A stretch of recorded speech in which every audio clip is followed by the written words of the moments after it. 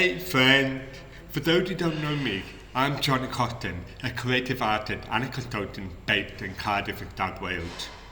I have also been performing with Loud If Not Always Clearer, a Mr. Clark production that has been touring for the last 4 years and has been a massive highlight for me. I describe myself as a profoundly deaf man that speaks.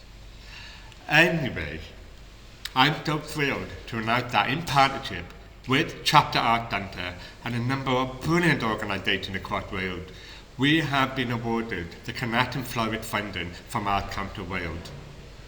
We're really excited and I cannot wait to get started. Over the next 2 years, we have a fantastic programme planned that aims to address access to creative production for deaf artists and community, placing them at the heart of cultural production. I'll be the lead artist on the programme, but this project is all about collaboration. We'll be looking for a number of other creatives to work with us very soon.